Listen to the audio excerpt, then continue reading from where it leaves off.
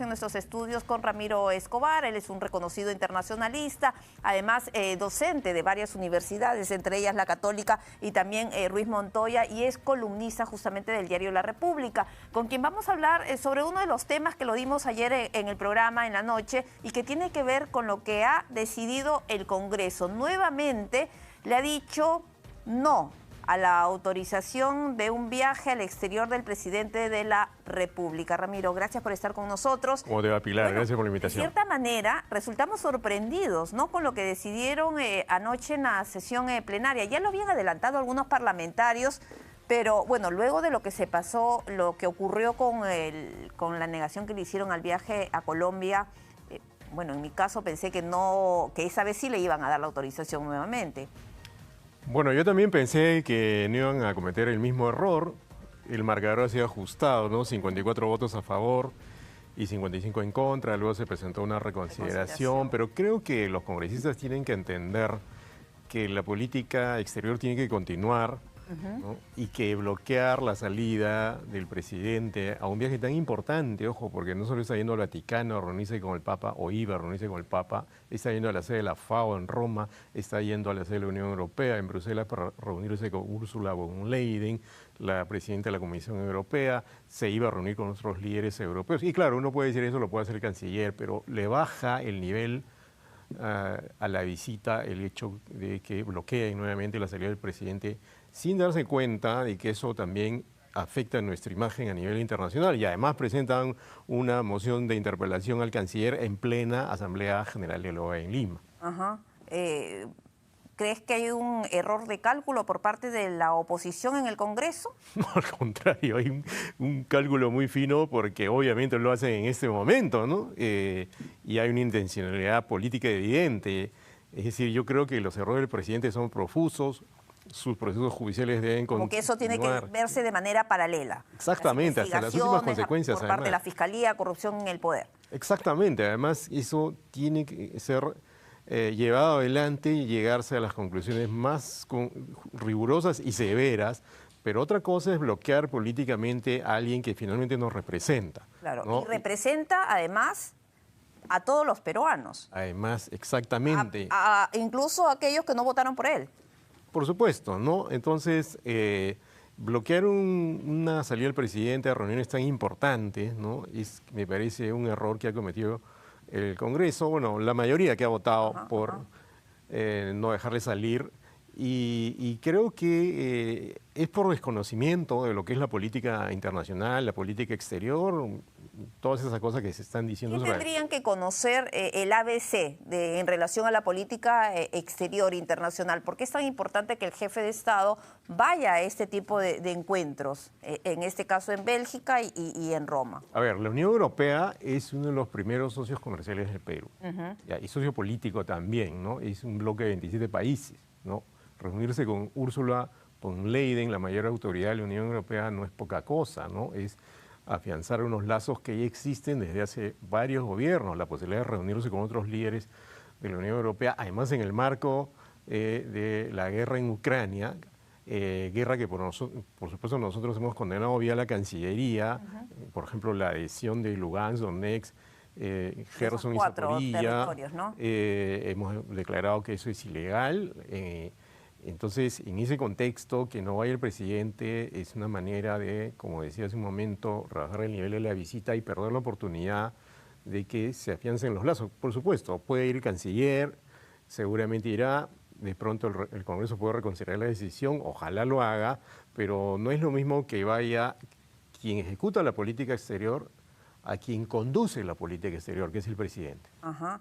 Y en el caso de la FAO, en este tiempo donde pues se anuncia tiempos más complicados por la inseguridad por la inseguridad alimentaria, y que nuestro país además va a ser uno de los más afectados. Hay una crisis alimentaria en curso a nivel global. Según un organismo de Naciones Unidas que tiene que ver con el comercio y la equidad, UNTAC, una de cuyos funcionarios yo conversé hace un mes aquí en Lima, dentro de los países más afectados por la crisis alimentaria no está el Perú, hay 95 países que van a ser severamente afectados, pero de todas maneras vamos a ser afectados. Bueno, la FAO había dado cifras que preocupaban, ¿no? Sí, que claro. Más del 50% de la población iba a resultar afectado con ese tema de la inseguridad, no solamente porque no es que no haya los alimentos, porque bueno, lo que decía el presidente de la República es que no hay problema de alimentos en ese sentido. Sí hay alimentos, pero los precios, y eso hace inaccesible para un buen porcentaje de nuestra población acceder a ellos. Hay una inflación a nivel global, incluso en Estados Unidos, pero acá se han cometido también grandes errores que agravan la situación. Errores a nivel del Ministerio de Agricultura. El tema de fertilizantes, el tema de medidas, de apoyo a los más vulnerables. Y entonces eso agrava la situación. Como te digo, no estamos en la lista más complicada, pero sí estamos en problemas. Y por ejemplo, que el presidente no vaya a esta reunión en la FAO es una manera de restarnos posibilidades a nosotros mismos, ¿no? Entonces yo no entiendo cuál es la lógica del Congreso y me parece que obviamente tiene una intencionalidad política porque desde hace ya algunas semanas se ha abierto un nuevo frente de confrontación que es la Cancillería, ¿no? Que curiosamente no ocurría cuando estaba el canciller Rodríguez Macay, que duró solamente un mes, ¿no? Ahora sí se ha vuelto a la carga y con más fuerza que antes. Y han presentado ayer también esa moción de interpelación al ministro de Relaciones Exteriores, a pesar de que ya había ido a la Comisión de Relaciones Exteriores del Congreso para responder las inquietudes que había por parte de este grupo de parlamentarios. Y ahí parecía que no iba a pasar nada, ¿no? Así es. Pero finalmente se sale con esta decisión ajustada, ¿no? En medio de la Asamblea General, ¿no?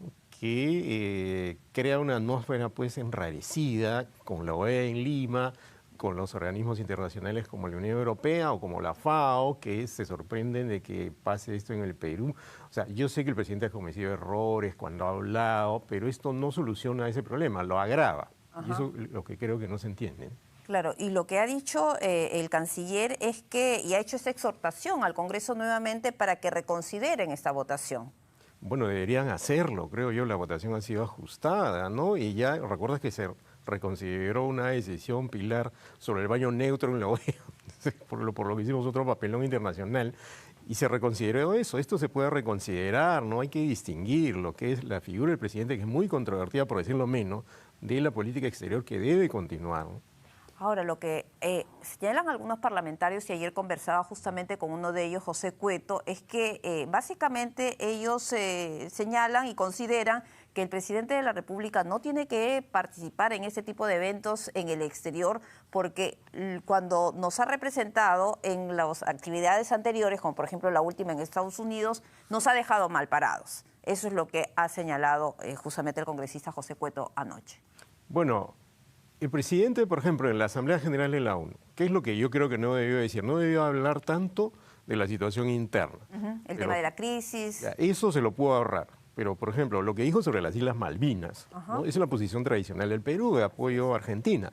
Lo que dijo sobre la República Árabe Saharaui Democrática, que es parte del cóctel de la interpelación al canciller, es lo que está de acuerdo con el derecho internacional, ¿no? Y entonces han dicho... como dice la presidenta de la Comisión de Relaciones ¿no? 40 Exteriores, carpas. Yo he estado allí. Carmen Alba. No, en absoluto. Yo he estado allí, Pilar, no estoy hablando de lo que me han contado. Ella dice que le han contado. Bueno, a mí no me lo han contado. Yo he estado ahí. Hay un pueblo que se llama Tifariti, que es la capital de ese estado reconocido por medio centenar de países, ¿no? Y son pueblos precarios, pero ese estado existe, es reconocido por más o menos 50 países, antes eran por 80, pero van cambiando los reconocimientos de acuerdo al signo político del gobierno. Se dice que nadie lo apoya, ninguna potencia. Bueno, Sudáfrica, que es una potencia emergente, tiene relaciones con la República Árabe Saharaui.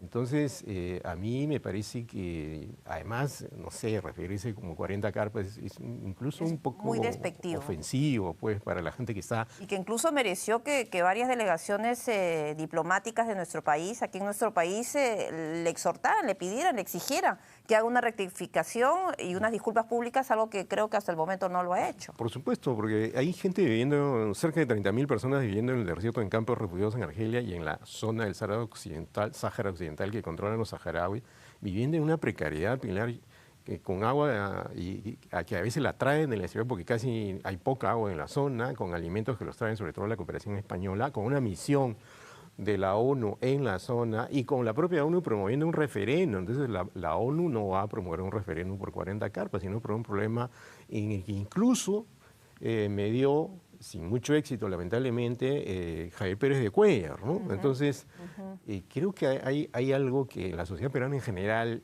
a mí me parece dramático, permíteme que lo diga, ¿no? Y es que tenemos muy poca información y sobre todo entendimiento de lo que es el mundo actual, la política internacional y relaciones exteriores. Es que un país no puede estar aislado. Nunca pudo estar y ahora menos, ¿no? Con el mundo globalizado, con toda esa situación. Pero me parece más preocupante que eso ocurra en el Congreso, ¿no? Porque los miembros de la Comisión de Relaciones Exteriores no tengan claridad. Por la presidenta. Además, ¿no? Además, yo no quisiera personalizar demasiado la crítica, pero sí creo que hay que criticar cosas que se dicen que no son correctas, no son reales, porque eso también el congresista Montoya, si queremos hablar de otro congresista, también se expresó así en términos parecidos de la República Árabe Saharaui Democrática. Dijo, no existe. Por favor, claro que existe. Si no, la ONU no se ocuparía del asunto, ¿no? Si no existiera, que no sea reconocido por la ONU como miembro de la Asamblea General es otra cosa, pero la ONU mismo tiene una misión ahí, yo la he visitado, ¿no? Entonces no estoy hablando de cosas que me contaron, sino de cosas que yo he visto en el terreno. Y el otro argumento es que vamos a deteriorar nuestras relaciones con Marruecos. Nosotros hemos tenido relaciones con Marruecos en la República y con la República Árabe Saharaui en el segundo gobierno de la UNDE, se empezaron a retomar en el gobierno de Humala, ¿no? Se retomaron en este gobierno, se suspendieron de la gestión de Rodríguez Macay y ahora se han vuelto a retomar. Y entonces se puede entender las dos relaciones y yo creo que hay que llamar a Marruecos a más bien que lleve entendimiento con los saharauis en este conflicto. ¿Y cómo se ve desde fuera esa posición en zigzag, ¿no? por parte de Perú frente a estos conflictos internacionales que hay? Bueno, creo que tenemos una posición clara en la guerra en Ucrania. Creo que tenemos una posición clara en lo de Nicaragua. Por ejemplo, hay gente que está protestando contra la OEA. ¿Quiénes recientemente han protestado contra la OEA en la región? Nicolás Maduro, que anunció que se iba a salir de la OEA y no lo hizo porque la Asamblea Nacional Venezolana decidió mandar un representante que no ha venido a Lima, Gustavo Tarré.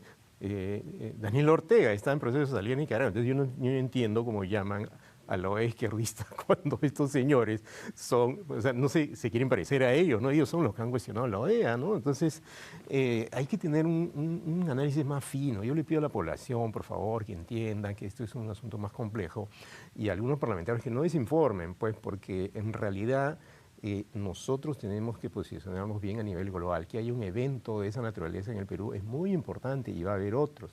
Y nos pone en vitrina además, ¿no? Por supuesto, ¿no? Entonces, la otra una cosa... vitrina opacada en medio pues de estas emociones de interpelación al canciller justamente y negándole el viaje al presidente a Europa y al Vaticano. Y además perturbando un poco la Asamblea General de la OEA mientras se realiza en Lima. Hay alguna gente que dice que tiene una agenda globalista, proabortista, cosa que no es cierto en absoluto, ¿no?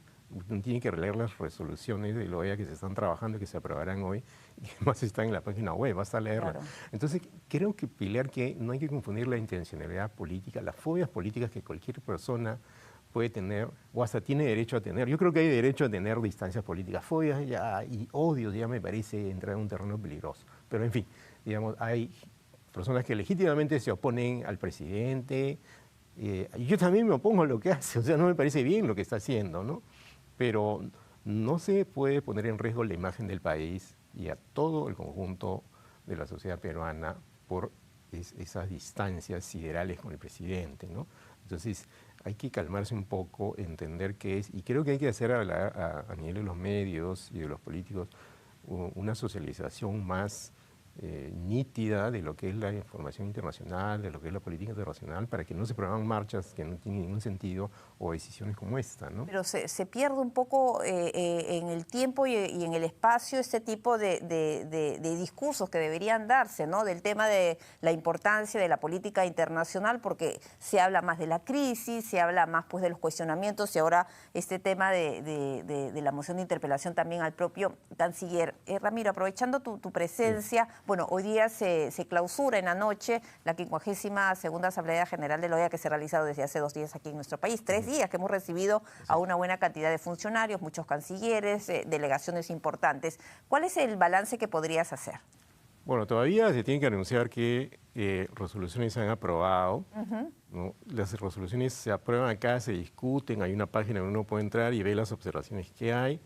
pero el tema central es la lucha contra la discriminación y la desigualdad. Juntos por la igualdad y en contra de la desigualdad. Ese es el lema. Exactamente. Entonces, América Latina, que está dentro del sistema interamericano, es parte de la OEA en su conjunto, salvo Cuba, es la región más desigual del mundo, Pilar. Según el Banco Mundial, de los 10 países más desiguales del mundo, no pobres, los más pobres están en el África, 8 son latinoamericanos, Brasil, Colombia, Chile incluso. Desiguales, no los más pobres. Entonces, ese es un gran problema acá. Las sociedades muy desiguales son disfuncionales. Por ejemplo, tienen mucha inseguridad, mucha violencia social, mucho conflicto político. Y ese es un tema que se está trabajando en la OEA y ese es el tema central. Entonces, la OEA, ¿qué puede hacer? Uno tiene que leer las resoluciones. Puede instar, puede promover, puede llamar a los países, pero no obliga a nada.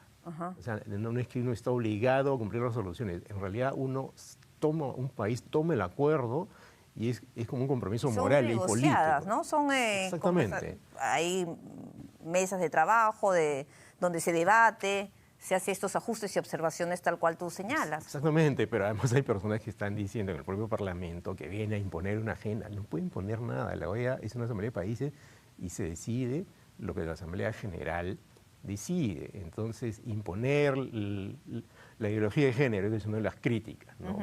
En realidad, ideología tenemos todos para empezar. Lo oíamos al congresista, además, Alejandro Muñante, ¿no? Él está diciendo eso, por ejemplo. En este pronunciamiento que hizo de manera pública. Por favor, tienen que leer las resoluciones. Pues. Tienen que leer las resoluciones. El enfoque de género es algo que se trabaja en Naciones Unidas en todo el mundo, que no es lo mismo que la ideología de género. La ideología de género es una palabra hecha para cargar la tinta. Claro, en el caso del enfoque de género es no que haya una igualdad, ¿no? Exactamente.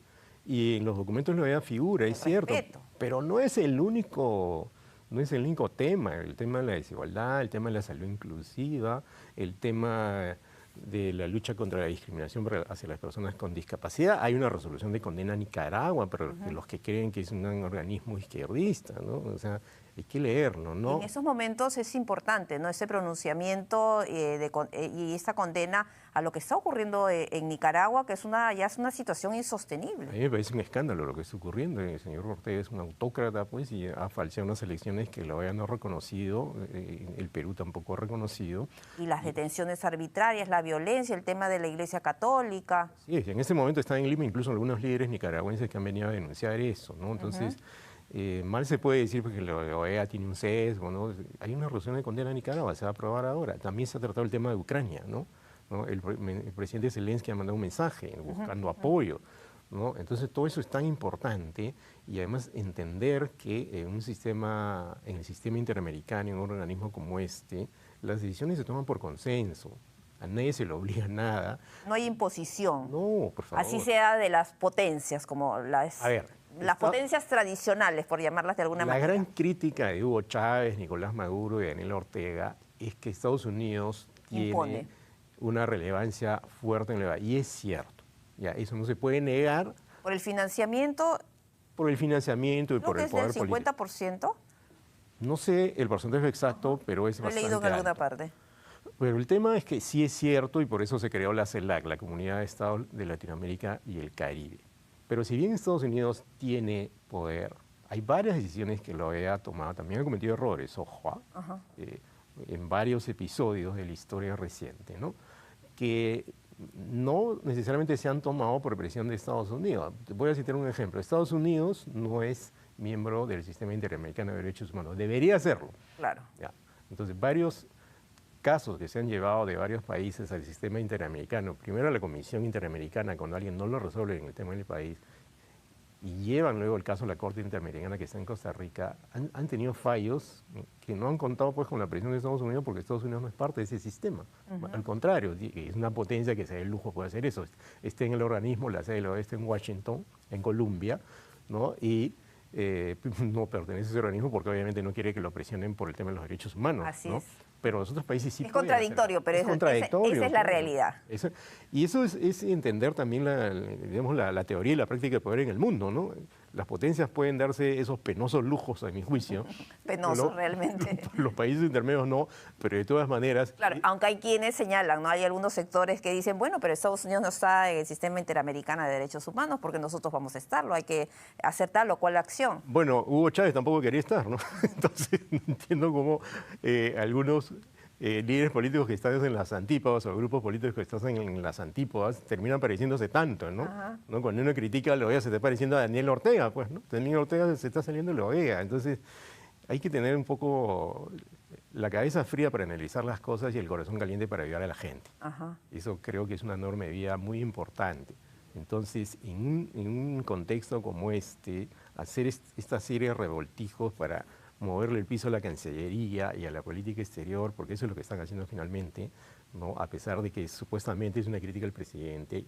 Hay que puede ser un arma de doble filo, ¿no? Exacto. Definitivamente. Y puede afectarnos, ¿no? Puede afectarnos. Y algún congresista, creo que el señor Anderson, ha dicho que eso no nos va a afectar, pero a ver, si se ve desde afuera que no le permiten al presidente ir a la FAO, ir a la Unión Europea, reunirse con Ursula von der Leyen, o ir a reunirse con el Papa, que es algo tan significativo para los peruanos, ¿no? Este es un país mayoritariamente católico. Bueno, ¿no? lo dejaron ir a Estados Unidos porque, en fin.